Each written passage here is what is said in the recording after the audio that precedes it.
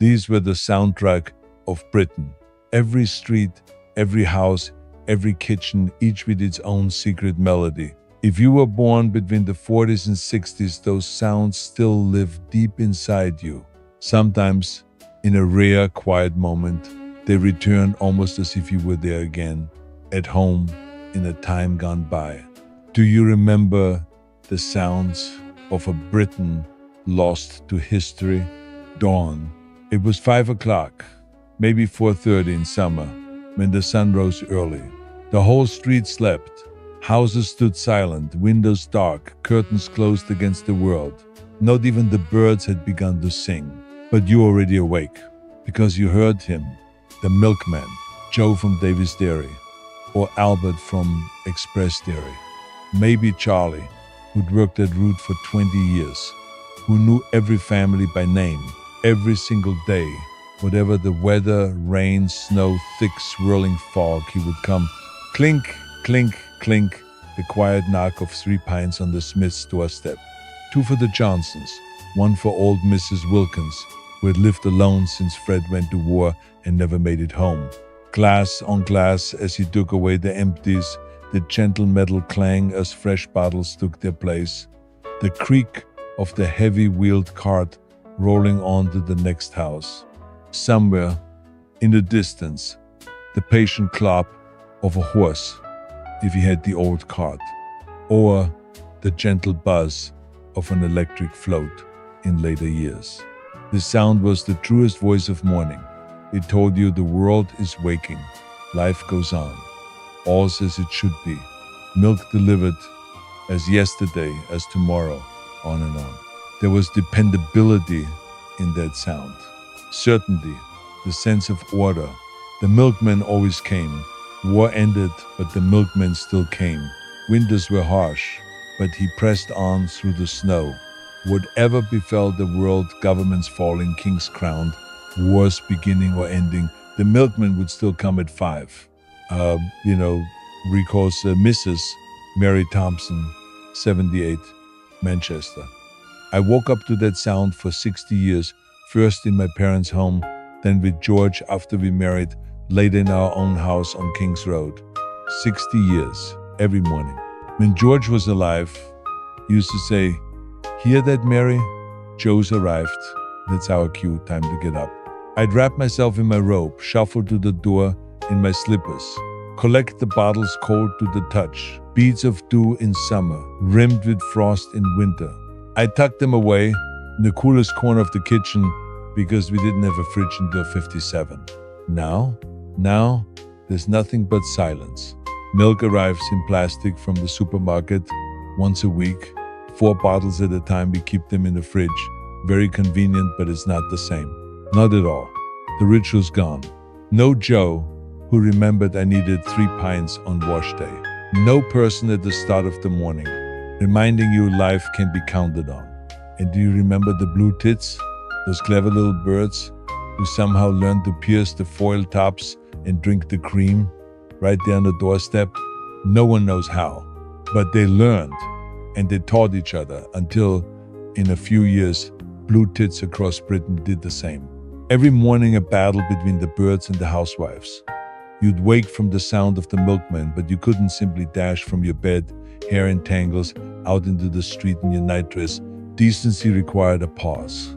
And before you could get dressed, the birds had started their work. By the time you emerged, bottles already packed, the best cream gone. You'd shout, wave them off, and snatch the bottles inside. The blue tits would gather on the fence, black eyes shining victorious. All sorts of tricks, flower pots turned upside down, plates over the tops. Usually, the birds won. But nobody hated them. They had to live too. There was grace in this daily little struggle, a sense of shared survival. And now, even the birds have lost this knowledge. The whole generation has grown up, tits who've never seen milk at a doorstep. That knowledge, too, has faded the way the ceremony itself has vanished. By 7, the street had come alive with other sounds. Dawn at its fullest, windows flung wide, curtains drawn back, smoke curling from the chimneys. Someone had kindled the fire. doors slamming as men went off to work, kids shouting, herded off to school, and beyond it all, a cry. The Coleman, cool, cool. His shout echoed between the terraced houses, bounced off brick walls, soared up with the smoke into a bluing sky. Not a question, not a bargain, merely the herald of his arrival. A tradesman's shout with centuries of tradition. You heard him, knew at once the Coleman was here. You flung open the shed out back, and there he was, black from head to toe, dust ground into every crease. Only the whites of his eyes and teeth shone in the sooty mask of his face. The sack, huge, slung across a stooped back, 100 pounds more sometimes. He'd drag it, hunched, one step after another, leaving black footprints in the path. Down it went into the coal bunker with an avalanche of gleaming black lumps. Dust billowed, earthy and ancient, filling the air. Your mum, standing by the door, ticking off each sack, 1, 2, 3. She counted the coins out shillings from her clean hand into his sooty palm. She'd grumble about the mess, about the path to glean, but her voice always softened. Because in winter, when wind howled in the chimney and frost painted the windows, when snow buried the roads in silence, the fire would burn. It burned thanks to the Coleman, to that blackened man who was warmth itself. The room glowed, the family pressed in. Life, for all its hardships, was good. For us as children, he was nearly mythic, a figure from another world, a world of strength and endurance. Boys watched in awe, girls hid behind their mothers' skirts, but no one ever forgot that shape, stooped and strong. He was labor itself, made human, a labor that kept the family warm. Coleman disappeared, one by one, as central heating came in. First in the new homes, in the 60s. Then everywhere. No need for coal, so no need for Coleman. Some found new trades, some simply faded into memory. Their cry vanished from British streets. But there was another, the grinder. Ding, ding, ding. His bell rang out. A storybook sound. Clear, silver bright, a civilized ring. Amid the raucous shouts of traders. It meant, I'm here if you need me. Grinder at your service. Women ran from their doors, clutching kitchen knives and newspaper, scissors, long, dull, garden shears, even the dangerous old razors for husbands. The grinder would be at his cart, part wooden wonder, part simple craft. A big whetstone on a timber frame with iron-rimmed wheels, a pedal at the bottom. He sat on his seat, foot on the pedal. Up, down, setting the wheel spinning so fast it blurred. Then he'd take a knife, press it to the stone, and the music began. A screech of steel against stone so high it made you shiver, but also strangely satisfying. Sparks spraying gold coins, dancing across the path. The metal sang a note that rose and fell as he shifted the angle. Children watched mesmerized. Sparks spinning stone, the practiced hands of a craftsman, a bit of everyday magic, the dulled made sharp, the useless useful again. A minute later, he'd hand back the knife. The housewife would draw a finger, careful, along the blade, and smile, sharp as a razor. She'd give a penny, maybe two, and the grinder moved on. Alfred Parker, 82, Birmingham. My father was a grinder. Henry Parker, 30 years he spent walking those streets with the cart. His father, my grandfather, built in the old days, wooden wheels, iron rims. The whetstone, hand-picked in Sheffield, the best. Dad always said he knew every knife in the neighborhood. This here's Mrs. Brown's, pointing to an old kitchen blade. Sharpened it for her mother back in 35. That one Thompson, the butcher's. Keep it sharp every month, 2 decades running. He remembered every knife, every family. He'd know when a new blade appeared, a wedding gift, an inheritance. He knew when families moved, or someone died because the knives would stop coming for a while. Now, blunt knives are chucked, new ones bought, cheap things from the supermarket, blunt within weeks, thrown without a thought. But then, things were made to last. A knife was handed down, mother to daughter. It was sharpened every month, as old as the kitchen. It really served with loyalty and truth. He falls silent a moment. That old cart's still in my shed. I can't bring myself to throw it out. Sometimes I go in just to look at it. The wheels won't turn, the wood's withered. But I remember the bell and the song of steel on stone. I remember home. Within the walls, a different music. More intimate, more personal, the sounds that only family heard. But they mattered most. Those sounds made a house into a home. The kettle on the stove, metal, not electric, no harsh beep when finished, just a steady, proud whistle. You filled it from the tap, always cold water, believed to make the best tea. You set it on the hob, struck a match flick, whiff of sulfur, the hiss of gas, blue flame leaping up, and then you waited. At first nothing, silence, the water still, cold. Then a little bubbling, a gentle stirring as heat crept in. Bubbles, small and delicate, floating up. Louder now, the water, readying for the boil. Then the whistle, timid at first, a single thread of steam. Tea. Then in seconds, rising, urgent, insistent. Tea, tea. The whole house knew that sound. It meant tea, and tea meant pause, meant talk, a sacred moment of calm. It meant life stops for just 10 minutes as everyone sits together for tea. 5 times at least, every day. Morning in bed, breakfast tea. 11s at 11, after lunch and bedtime. The ritual that held the British day together, giving life its backbone, its taste for peace. No matter what, war, crisis, illness, there was always time for tea. And always the whistle to proclaim that sacred hour. Now kettles boil water in 2 minutes, click and switch off by themselves, efficient, yes, but wordless. You lose the thrill, the build-up, the anticipation, the whistle that promised almost there, nearly now. And at night, another sound, the coziest, the most homely of all, the fire. Not just heat and light, a sound. The living, breathing music of burning coal.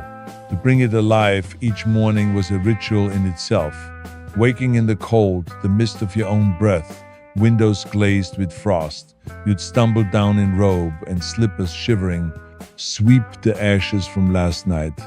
A soft flick, a metallic pail for the dust. Crumpled paper, kindling, layered in a cone. Match flick, a sudden woomph.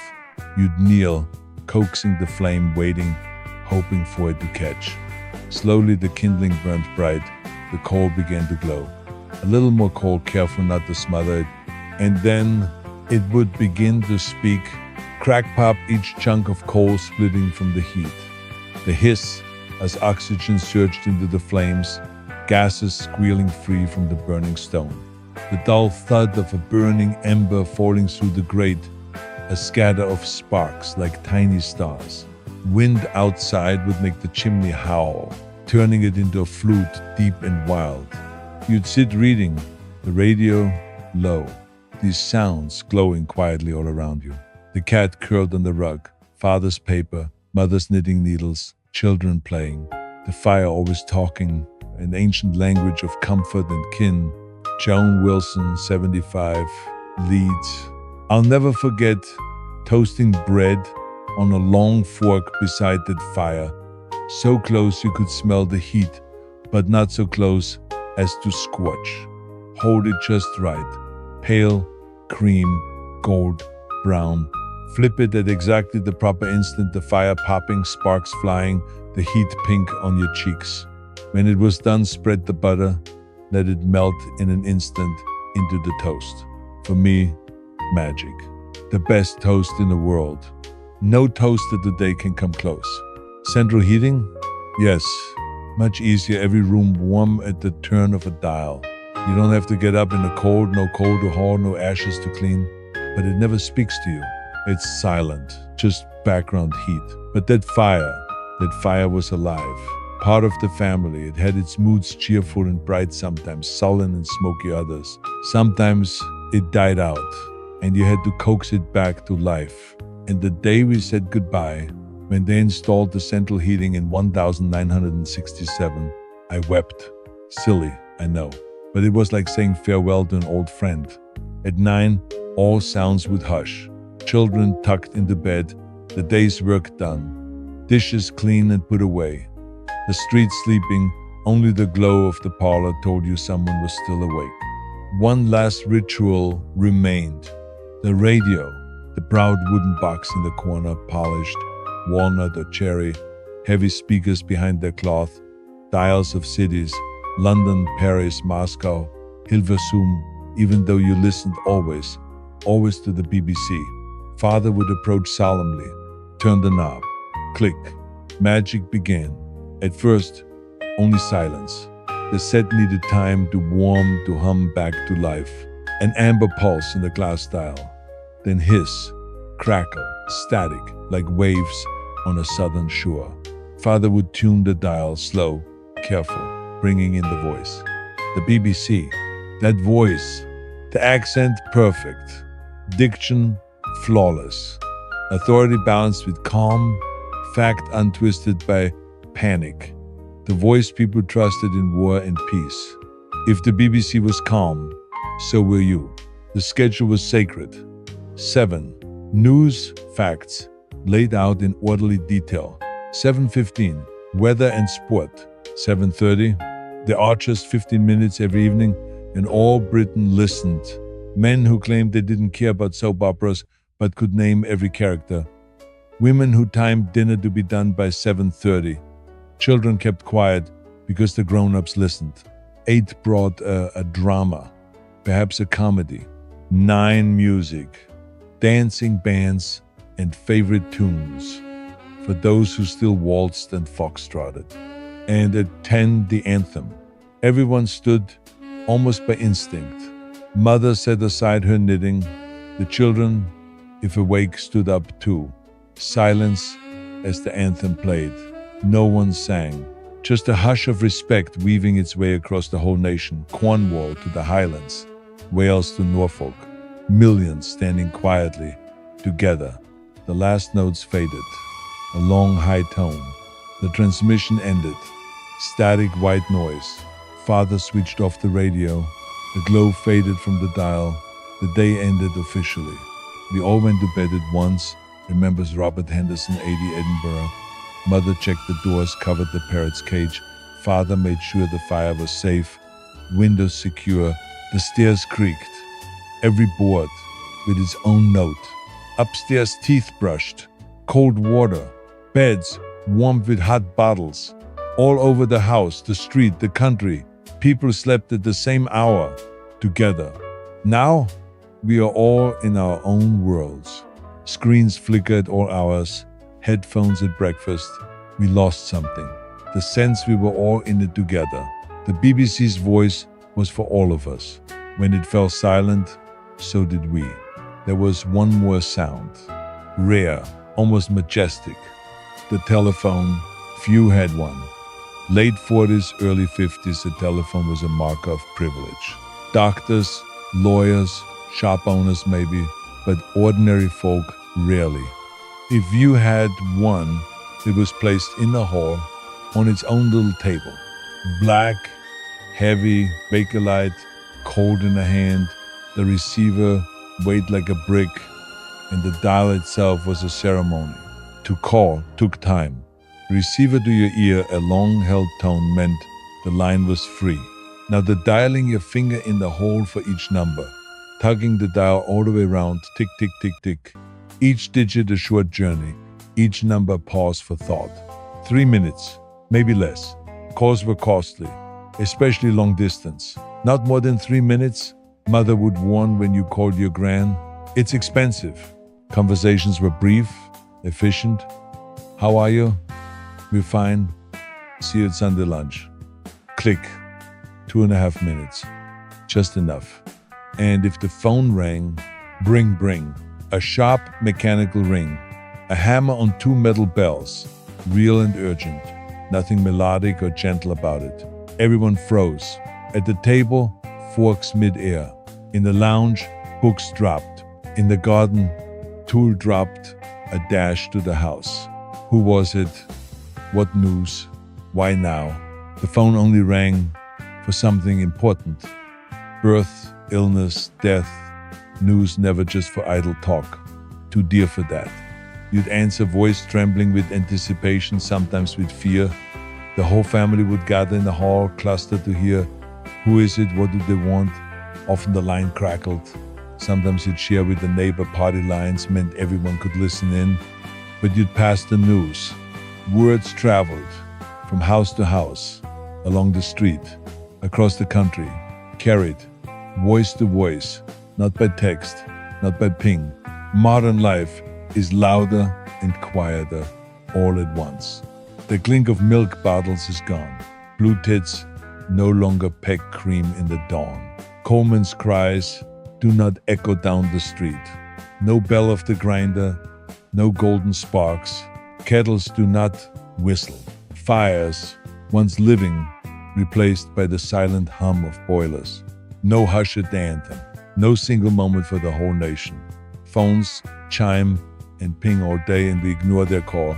The soundscape of the nation, once full of voice and ritual, has faded. But for those who remember, for those who ever heard, you still carry them in your heart. The dawn, clink, clink, clink. The frostbitten cool. The grinder's magic bell, ding, ding, ding. The whistle for tea. The crack and pop of the night fire.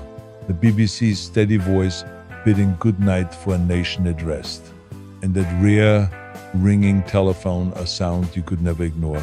These were not just sounds. They were Britain's language. The language of togetherness, of endurance, of home. So, in a rare hush, if you close your eyes and let memory in, you hear them, even now, the music of ordinary life, the soundtrack of home, of childhood, of a Britain that lives on, as long as we remember. Yes, that's how it was, we say. That's how we lived. And for a moment, the past breathes again. Remember,